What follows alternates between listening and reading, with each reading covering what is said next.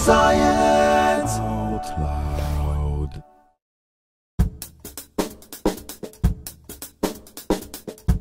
So if I take this box and just obliterate it in the corner right here, and then put it in the water, the weight of the water rushing in will cause the box to sink. If I take this box and do the same thing,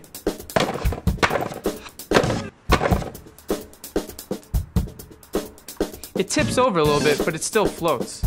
This box uses the same kind of design that naval architects use to prevent ships 1,000 times bigger from sinking. What's so special about this box that prevents it from sinking, even with the big hole in its side?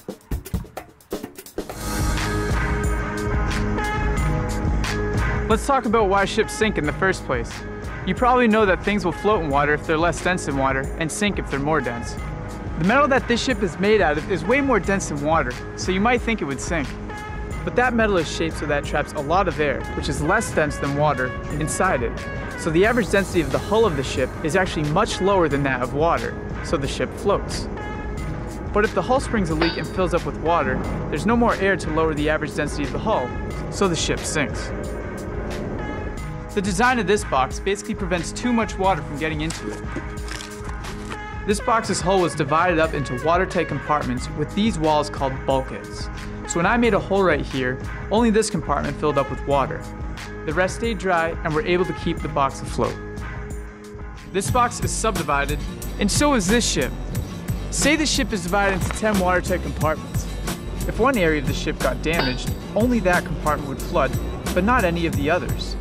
The added weight of the water here would cause the ship to tip over a little, to be angled or trimmed in the water, but it wouldn't completely sink and could still be taken to a port for repairs.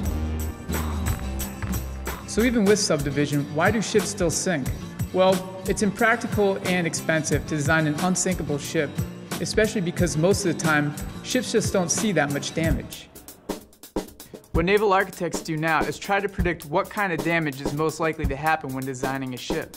Now, ships are more complicated than this box. Naval architects have to think about where to subdivide the ship, the shape of the hull, and equipment that goes into the compartments. We don't know when people first started subdividing ships, but accounts of Chinese trade ships as far back as the 5th century indicate that water would be able to enter the vessel without causing it to sink.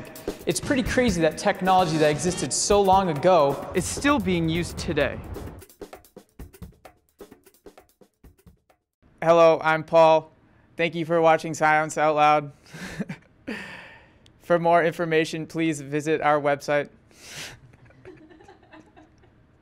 See what they have me do?